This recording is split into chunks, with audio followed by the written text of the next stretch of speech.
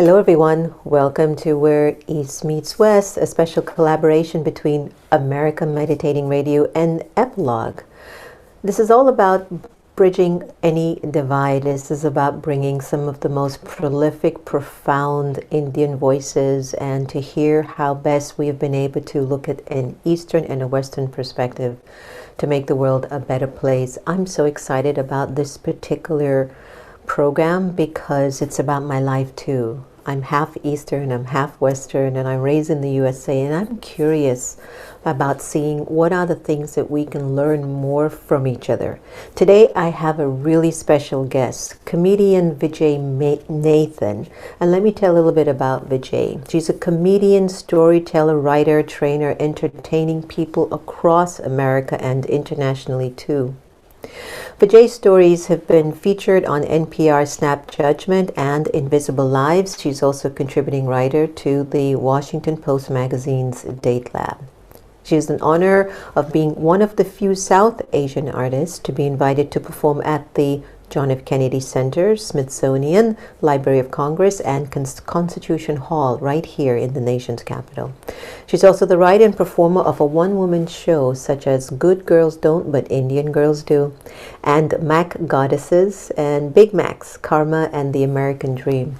We're going to get together and talk about family, about being a stepmom, about having an interracial relationship, about really, working through all the old traditional ways of being and still being you.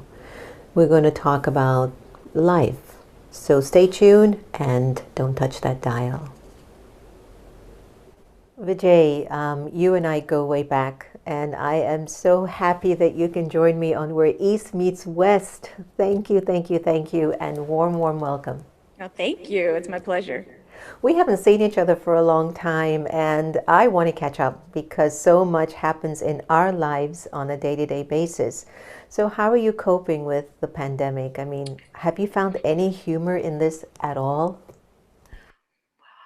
Oh, have I found humor in this? It is hard. It is incredibly hard. Uh, for the length of the pandemic. We're coming up on a year pretty soon, and we have had one of the most, in my lifetime, most difficult presidential elections, and the trauma of that, and race relations and the Capitol riots and all that stuff.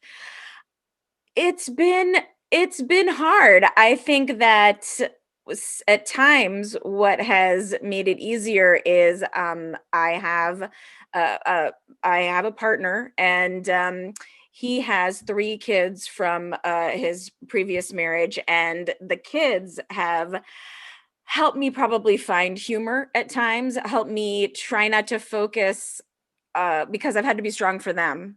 Had to be strong for what everything that they're going through and telling them they're going to be okay. And so I think that, yeah, that humor can come from the kids a lot of the times. It's so unusual. In our Indian culture, it's very rare that a woman, goes into a relationship with a man that has three kids. And when we met, you were telling jokes about your dad and your mom wanting to arrange a marriage for you, get you married, and you're like, it's not happening. I'm not able to really find that perfect partner yet. And for Indians, especially in the West, things are different the way they see life than how it was in the old school back in India, where divorce isn't even an option. Now it is a lot. A man having three children and a woman saying, I can handle this, and she's Indian, not usually an option, but it is now. That all of those trappings or those boundaries or walls that we've had surrounding our culture for so long are falling away. So, how has it been for you, and what are some of the conversations that come up between you and some of your peers of the Indian origin when they go, Vijay, you're with this guy? There are three kids. Uh, you know, I think that I haven't had pushback or anything like that. I think that I think that my friends who have children and my sisters who have children are like, are you crazy? You're taking on 3 kids. Like I was an instant stepmom, and trying to navigate all of that has been really difficult because I want to be fun. And it took me a long time to become a parent. And even maybe I'm still sort of not a parent in some ways because I hate not being fun and not and I hate not saying yes. So I think that's the hardest part about when I've had to say no, when I've had to have them say, when I've had to be like, yeah, it's okay that you don't like me right now. That's that then I'm like, okay, I guess I'm kind of a parent now, that I'm okay with the fact that they're going to hate me like half the time. Um Motherhood, right? Or parenting. It is like that. How do you strike the balance between being a friend and yet being an authority that says, I want to help you. I want to nurture you until you can go out and be free to fly. I mean, has there been like a moment in your life where you felt like, what have I done? I mean, I can't be a mom for anyone, much less am I even a mom for myself? Because is there something that we miss when we actually don't physically give birth and go through that 9 month period of like something is growing inside of me? How do I handle it? I mean, I don't have any children, so FYI, I don't know what kind of a parent I would be. But were there ever any moments like that for you? Well, you do have a puppy, so right? So you are a dog mom. Um, but oh my God, you were like in my brain for when you were talking about all that stuff just a second ago, and you asked so many questions, or posed so many questions or thoughts.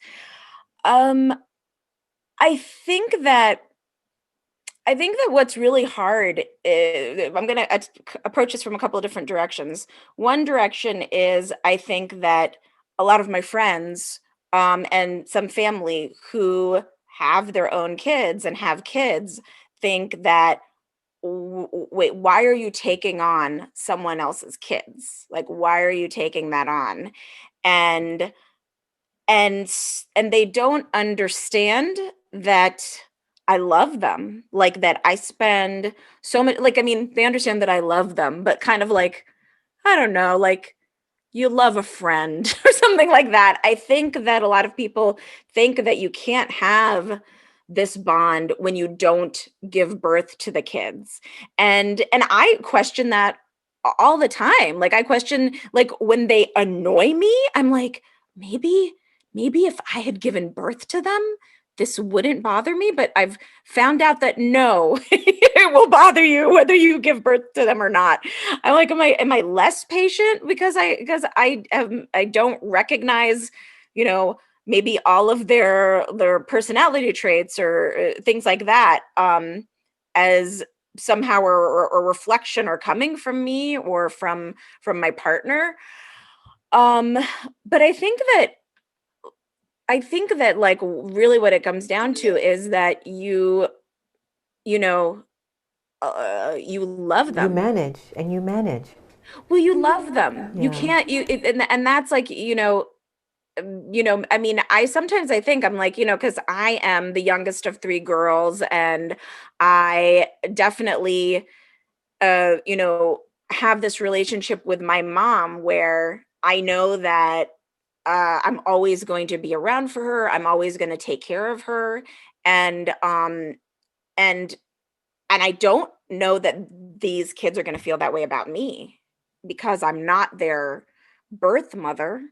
And their mother is very much in the picture and very much does not like the fact that, uh, maybe that her ex has somebody else. I think that that's a very difficult place to be, for both sides. For any woman, for any woman. I Yes. mean, it's sharing your children, and you're like, are you ready for that? You know, something I've always wondered, Vijay, is how when a couple get divorced and they do have children, and they have to share the children with each other, that when those kids come in front of you, there is so much love for the child, but you can also see your spouse in that child.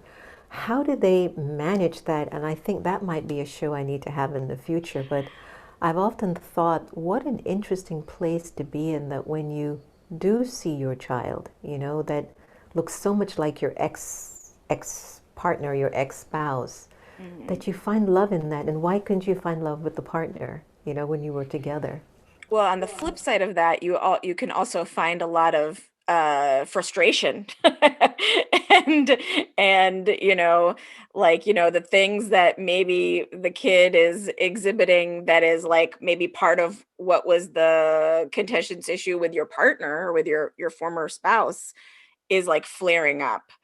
And that would be much more for my partner to speak about, but in that sense. But I think that for me, what's actually interesting is to be a parent or in a parental role, and sort of like not have any of that in my mind, not have any. There's something maybe good and bad about not having preconceived notions.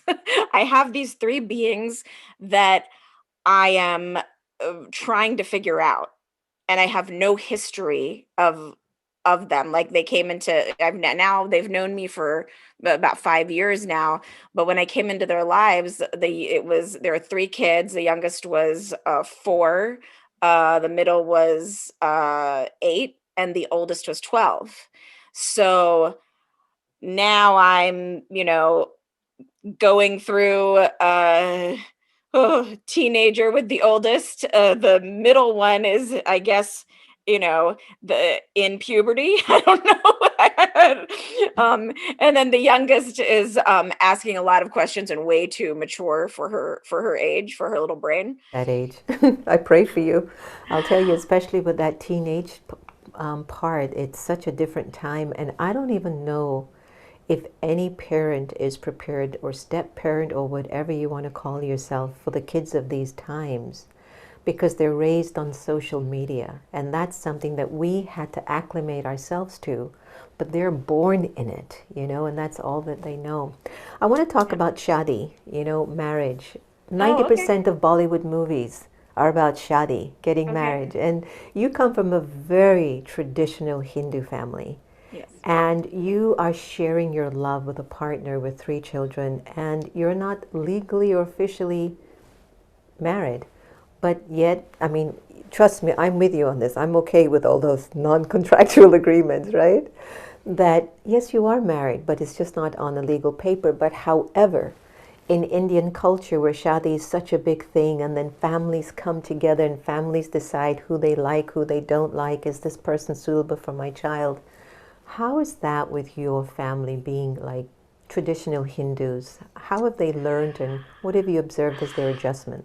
I mean, I mean, I think they started out that way. My parents came to America in 1970, and my mom is very, very Hindu, still is. My dad was an atheist or agnostic, depending on the day.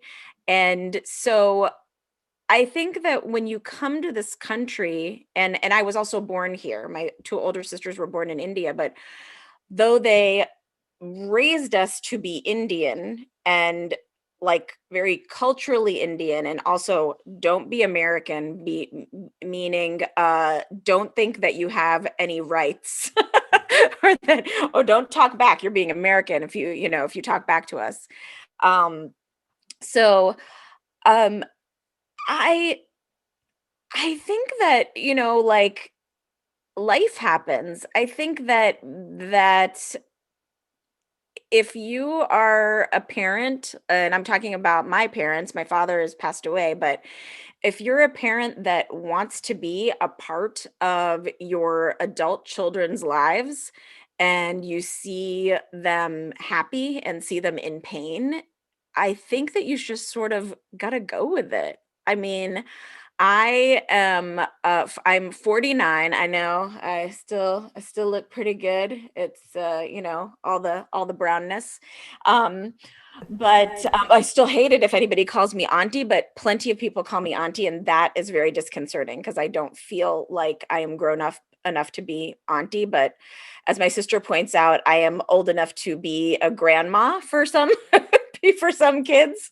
Um, so, but um, I think that like I mean, okay, let me go back to the beginning. When I started dating my partner now, this was 6 years ago, and I would so I'm in my early 40s, and I was taking care of my mom, so I was living with her and taking care of her at the time, and I would have to be like, "Oh, yeah, I'm just gonna stay out late," like I'm 43. Why am I pretending that I'm going to go to the library to study when I'm dating this guy? And, maybe that was more for me than even for her, because yeah, I think that she was like probably like 43 years old, are you going to find someone? Are you going to, and, it she's pretty cool with it.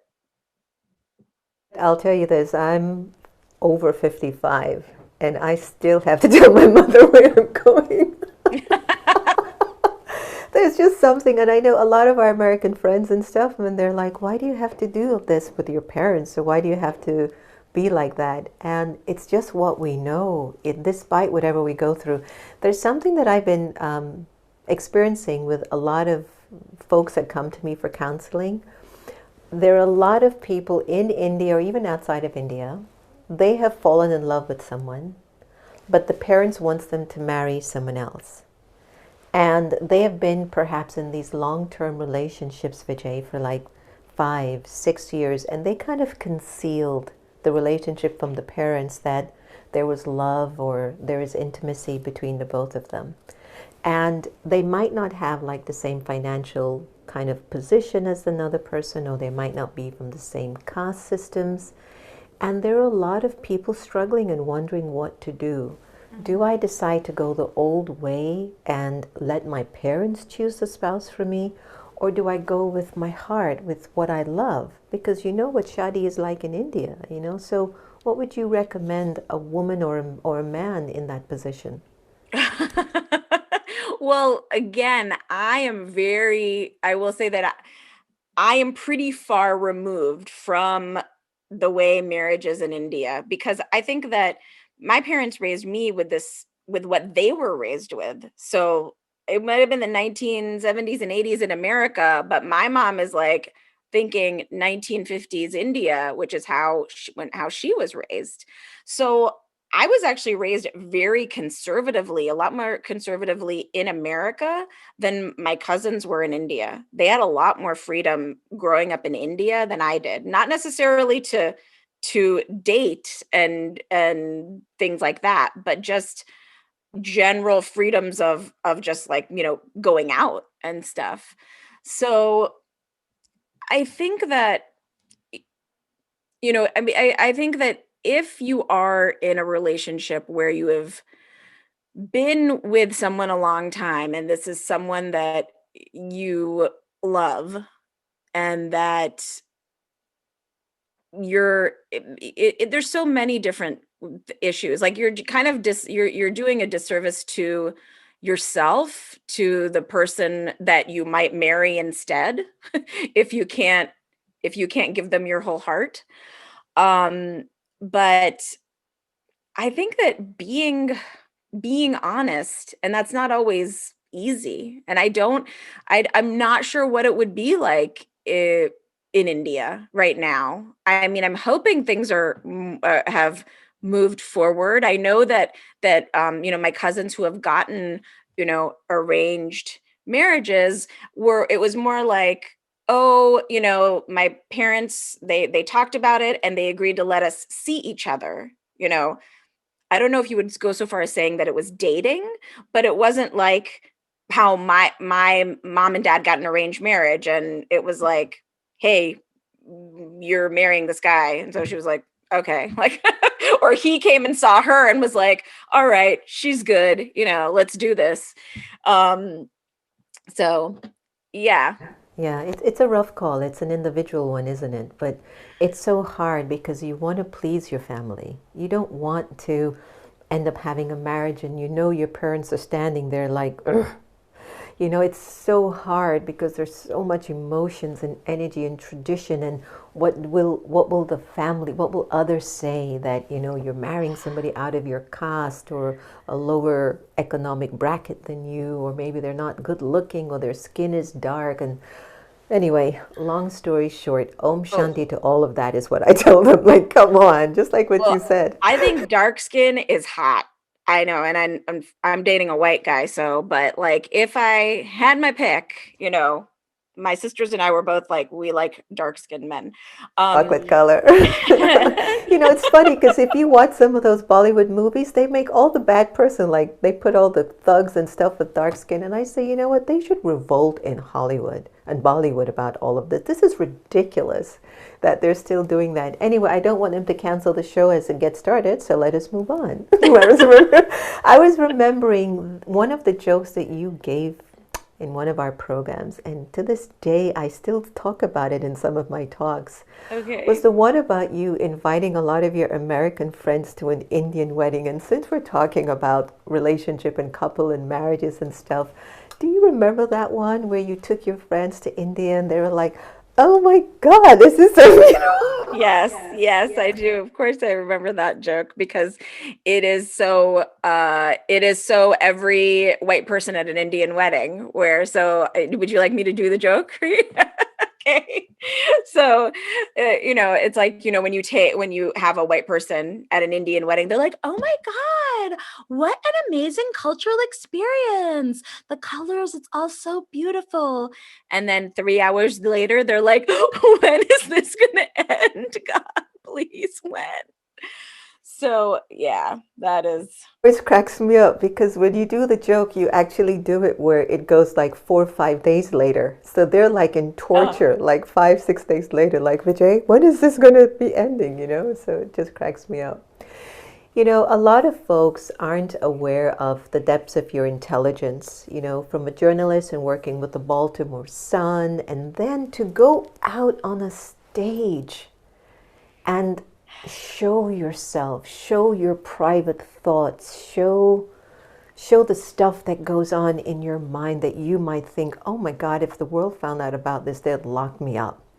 But you do. You go out, you go on those stage, you are one of the top leading Indian women, brown skin, beautifully brown skin, comedians out there. And it's such a challenging field, but yet you've made a mark. What was it that made you shift into comedy, and how is it working for you now, especially as we're enduring more time of the pandemic? I think that it it's gonna sound weird maybe, but it's because comedy, being a performer, is not something that anyone should get into lightly because there is an enormous amount of rejection. There's an enormous amount of people telling you what to do and how to do it, and that you're wrong or not liking you when you put yourself out there. Um, and I have to say that it was like a calling. It was a calling for me. And growing up, I had always wanted to speak out. I had always wanted to, and I think that throughout my life, I learned that I could be funny, and that would sort of help me break the ice a little bit because I grew up in Maryland, in America, in the 1970s and 80s, and it was not like it was not a society that knew a lot about Indians, knew what Indians were, or knew anything about Bollywood, or you seeing all these people, white people who are into yoga and wearing bindis and being like, woo, like all this stuff. Being Indian wasn't beautiful back then. It wasn't something that was like, to be celebrated the way I think that it is more so for my nieces and nephews now, where their skin color is beautiful, or when they are wearing a bindi or something, it's like, oh, that's interesting. People want to understand the culture. That is not what I grew up with. And while I was born in this country, I there was this, this struggle with the whole thing of, my parents were like, you are Indian, you are not American, you are an Indian at all times, and you must be, obedient, you must have long hair, you must always respect your parents, and you must never talk back. And then there was, on the other side, when I would go to school, people would say, yeah, you're a foreigner, you are a foreigner, you are not you are not white, you're not black, you are from another country, you look weird, you look different. And so I had, my parents saying like, you are Indian, and then at school, the rest of the world saw me as a foreigner. And then but I was born in this country, and I was learning like, oh, when you're an American, you have rights, and you and being an American citizen means something, and it means you belong. And that was a struggle. That was like, where did I belong? Because there are two different forces saying, the most important forces around me, that I belong in one group and don't belong in another. So I think that eventually comedy was the way that I saw as a way to talk about, uh, you know, the things that I was going Racism. through. Well, Racism. talk about racism. I mean, when I first started doing comedy, I mean, I grew up also in the, in the 80s, and with the big boom of comedy. So I watched I loved Eddie Murphy. I loved Eddie Murphy, and I would watch him talk about, Carol Burnett. and oh well, of course, Carol Burnett. Carol Burnett, but but but Carol Burnett was like sketch, right? And hers was the Carol Burnett show, and I did love it. But Eddie Murphy, when I saw him performing stand up on stage, like in a video VCR video, um, um, and he was black, and he was talking about growing up poor, and he was talking about his family, and he was making it funny, and he was making really hard things funny. And I was this chunky kid growing up in Maryland, and I saw myself in him. And that's what sort of gave me this aha moment, where I felt like I was always on the outside looking in, but maybe comedy is that bridge. That would be many, many years later before I attempted to realize that desire, that, what that calling was. I fought it for a long time. And I think that, like, I was in this was in 97. I was engaged to a white guy, but he was, my parents loved him. He was, he was a great guy. I had, and I so he was a lovely man. I had a good job. I was working at the Sun. I had an awesome car. Now I had a Honda Civic. I still have a Honda Civic. Is that kind of sad? Um, I need an upgrade, but it was like all these things, these technical things, felt like they were going right in my life, and I'd never been more miserable in my life. And that's when like I just was like, I need to do something for myself. And I don't know why, but I took a comedy class. And I mean, I probably do know why, but but that was sort of the thing, that lifeline that gave me this space That opening, yeah. I've been talking to a lot of people, and right now, depression is really high. Divorce rates are high. Domestic abuse is high. Also, people awakening, that's getting high as well. People, it sounds like a lot of people getting high, huh? But the point that I'm making is that there just seems to be a deep need for us to do something internally. I can't tell you how many folks, externally everything is perfect, but internally I don't know what it is. There's a hole, there's a void, there's something missing, there's something I'm supposed to be doing or feeling, and we don't know what that is. Mm. When did you, and laughter and smiles, I've noticed it has no hierarchy. You can have a racist in a room and you make a joke and they both laugh and look at each other and forgot that they hated each other's color or religion. Like, I've seen how laughter heals and brings people together, sort of like sports. And so when you're looking at this incredible, incredible career that has been thrusted upon you as a call, where does Vijai Nathan see herself in the next 5 years where her career is concerned? She's now a stepmom. She's got 3 beautiful kids. They're going into their teenage years. Her partner loves her. She's got beautiful brown skin, great hair, which I wish I had some of that. And it's like, where does she see herself in 5 years' time, especially with everything that she's learning now? Well, I desperately hope that it is somewhere where without a mask all the time. That's one thing.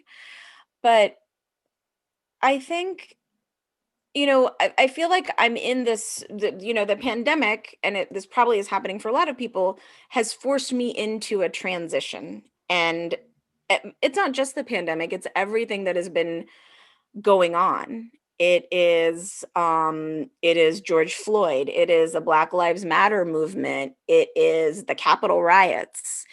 And I'll like the work that I'm doing right now is more around race than it has been before. Whereas a lot of my earlier like, I'll say, okay, so when I first started to do stand up, my whole thing was, well, I'm just going to prove that Indians are Americans. Like, that was my intention.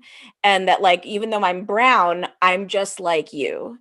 And so I wrote a lot of jokes that were like about all these boyfriends I had and all this sex I had, which was not true because I grew up as a very repressed Hindu kid, a child of immigrants. So, like, the beginning of my stand up, they were technically funny jokes. They were, got people to laugh, but they weren't based in truth.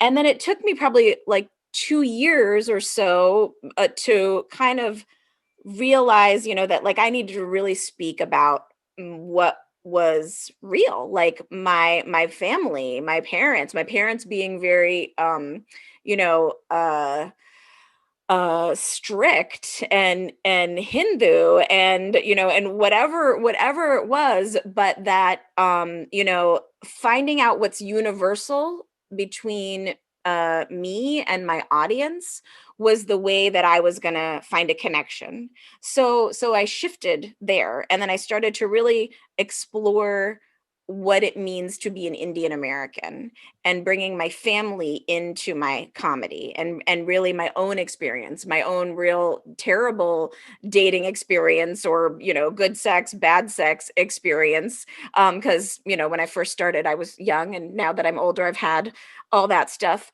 um but and now I think that you know I find myself at a crossroads, because when I would tell jokes before, it was this idea of and I would talk about race, and um I kind of had this idea of a spoonful of sugar helps the medicine go down, which is a sense of, like, okay, let me bring up this topic that's a hard topic, and I'll make it funny, and so that it's consumable. And that was okay. And and it's still, and that's still okay. But now I'm really reflecting on, maybe I don't make it so easy to swallow, because it's so difficult to what we're facing right now. And I think that, you know, uh I think that that is really something that's why comedy is hard right now, is that Very taking hard. on. Hmm? It's very, very hard. I mean, the issues that we've got in the United States are serious issues. I'm not saying India doesn't have its own too. It's just that these are really serious issues, from kids being locked up in cages and being separated from their parents to, immigrants being trying to be pushed out of the story of a country in which they built this country up on. How does a comedian find that? And I know that you connect with your audience with storytelling, and I'd love if you could tell us some stories. Tell us some stories about what it really means to be an Indian American, and what is the meaning of that, and uh, give me some insights, and make me gain some more wrinkles with laughter because well, well, before I go there, one thing that a lot of people don't know about me and or my family is that my grandfather was Ramalingam Kavingar Pillai. So, and he was a freedom fighter. He was a Gandhian poet. He is a poet laureate from Tamil Nadu, and so, and it's my mother's father. And um and there was like, it was so like, I have this amazing heritage that I didn't really fully start to understand until the things that are going on right now, until this until George Floyd, until I also saw, you know, like, I was just like, it was at the beginning of the pandemic, and I was at Safeway, and there was nobody at this Safeway, and this was they had just put down the arrows where you're supposed to go down an aisle in the certain direction, and for some reason at my Safeway, they made two arrows going the same way. So instead of snaking around, it would be like two arrows would be going the same way. So I went into my Safeway, and I went down the aisle, and and I'm going down the aisle, and I see this woman coming the other way, and she is a white woman, and we are really far apart from each other, but I can feel her anger and disgust from so far away, and it is a very familiar feeling. And so I kind of, and I, as I was like, and she wasn't moving. She was not gonna, she was just standing there so that, and as I passed by her to go to the next aisle, she was like, you're going the wrong way. Don't you see the air? You're going the wrong way. And she was so, you know, disgusted with me. And then I went through the rest of the Safeway, and I felt really bad. I was like, oh my God, you know, and and then I was like I was telling other people of color, if they were going the wrong way, I'm like, hey, because there's nobody at the Safeway. It's wide. It's not like a supermarket in New York where there's like one person level through there. This is wide. And so I would tell other people of color, like, I'd be like, hey, I'm not mad or anything. I'm just letting you know that you're going down the wrong way because they just put these arrows in. And so just letting you know. And they probably thought I was crazy, but I didn't, want them to get in trouble. But what was interesting is I didn't say that to any of the white people that I saw doing this. And that wow. said something to me about white privilege, about my complicity in white privilege. And also I'm like, okay, my grandfather, he was on the Salt March. They sang his song when they were going to the like on the way to the beach. They were singing his poems, and I'm thinking, and he went to jail. He was in jail for a year, and I'm like, he's probably like, you grow a pair. No, I guess I sure wouldn't say that. I mean, my grandfather was very learned. He wouldn't say something like that. But I mean, I just, it started to really hit me more that, that I need to do something. I need to, to, to do something about this whether it's just, talking about race and these issues and making it so that we, as a community and as a country, are talking about it, as opposed to um just sort of saying it's there, but not really saying it's Anything about it. bad. Yes, yes. We've been looking at unconscious biases amongst ourselves and how, the fact that you saw her, but you could feel that contempt from her, that shifted you and it impacts you because we're carrying this energy that if you're brown, you got to kind of, play down. And nobody actually told us to do that, but the systems are created in such a way that if I don't work 10 times harder than the other guy, then I don't really see the light of day. And in India, it's the caste system, isn't it? Mm. Whereas individuals in certain caste systems are just not allowed to be in certain spaces with you. And that's a big thing. You come to America and you don't have a caste system, but you have a different understanding of things here. And it can be tough. It can be tough. Yes. It's I just think that, like, it's like, now that you see, it's so hard. It's sort of like, now that I see all these things, I can't unsee them. And you can't not say something or do something. So, Exactly. yeah, so that's really what I want to focus on, is just being like so the new show that I'm working on is called I'm Not Racist, but, and it's about just saying, like, okay, everyone has bias. Let's just say bias. If you don't want to say racist, but we all have that stuff, and we have to acknowledge that we have it, see that we have it, so that we can actually do something about it.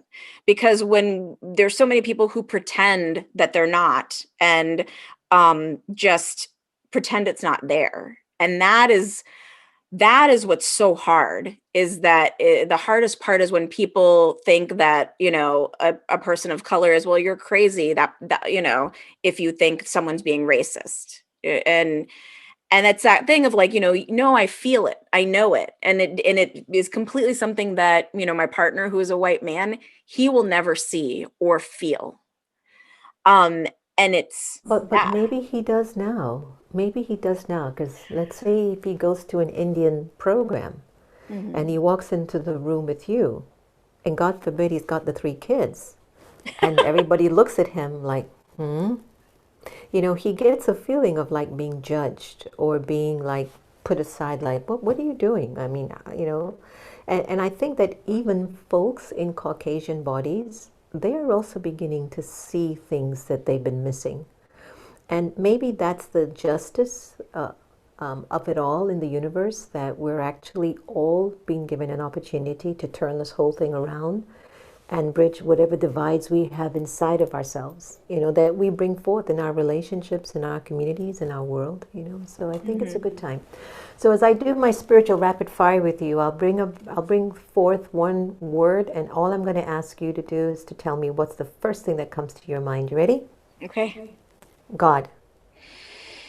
Oh, family. Soul. My grandma. America. Freedom. Still. India.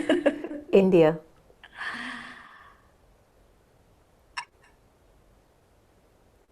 I have to say motherland. Even though I was not born there. Biggest dream. Mm.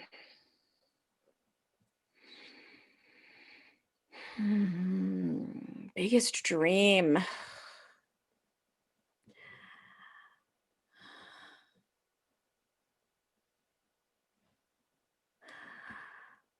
I think oh, this is hard. This is a hard one.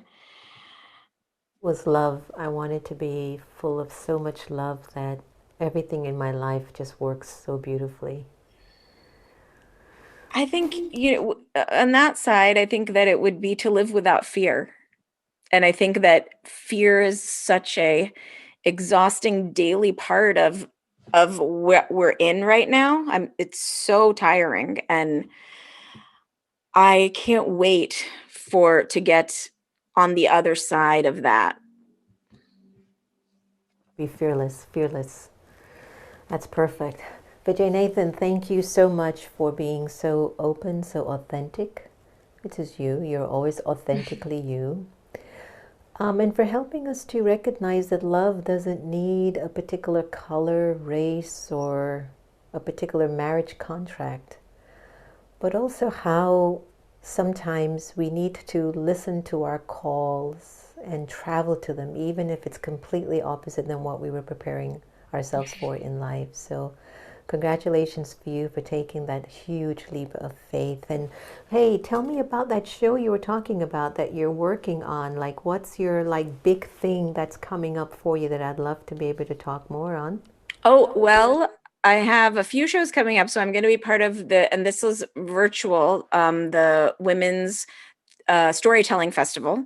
That is coming up in March. So if people can watch it online, see me perform online, and then actually I'll be doing a very socially distanced in-person show at it is a center stage in Reston, Virginia, and I'll be doing my new show, I'm Not Racist But, and I'll be talking about some of the experiences that I talked about with you, but in part it's talking about being an Indian American, talking about being a stepmom to three very beautiful blonde blue-eyed kids, where everyone thinks that I am the nanny. And just talking about uh what is going on in our country, and making it funny and helping people connect. um and it's a show, I think, that's going to ask a lot of questions. I think some of my other shows have had a lot of answers maybe for myself. This one, I think, is like, I'm going to open it up. Let's open it up, let's talk, and let's see where it takes us. Much. Leave us with one more moment to laugh and enjoy our lives. Oh my gosh. Ah, Actually, you never told me the answer to my question about what was your definition of an Indian American and how you were doing that with humor to share that what is my definition of an Indian as an Indian American. And you had a joke about that. Like there was something around it that was an Indian American is, and I No, I forgot. don't. I don't have a joke like that. An Indian American is, that's like, you're a redneck if. No, I don't have you're an Indian American if. I don't have that kind of joke. Um, I think that I think that it's so different, unique, in some ways so individual. I think that I know what it's not. It is not ABCD. Like that whole American born confused they see, it isn't that. And I think that I mean, definitely a lot of confusion. um Definitely, but it is trying to create this identity where you can be in America and speak up for your own rights and your own needs as an American. Um, and also, how do I keep the values of, my and it's not like you can't be American and Indian. I think that that was the struggle, is being like, how do I be both? And keeping your culture and keeping, you know, your values, and just and speaking up. I think sort of like growing up, there was always this feeling of like, you know, don't rock the boat. If somebody is terrible to you, don't say anything back. And it's a default. I don't know if it's because um it's a immigrant mentality. It's not like, as you said earlier, it's not something that that you're explicitly told to do, but there's just this feeling like if I speak up, something worse can happen. And And that so has changed. I'm glad that we're speaking up. yes. And Yes, and that, I'm not saying anything funny, am I? You're like, "Oh gosh, I wish you would be funnier." Um, that okay. What? Okay, you tell me. What do you want to hear? This is how you should you tell me what you no, want to I mean, hear.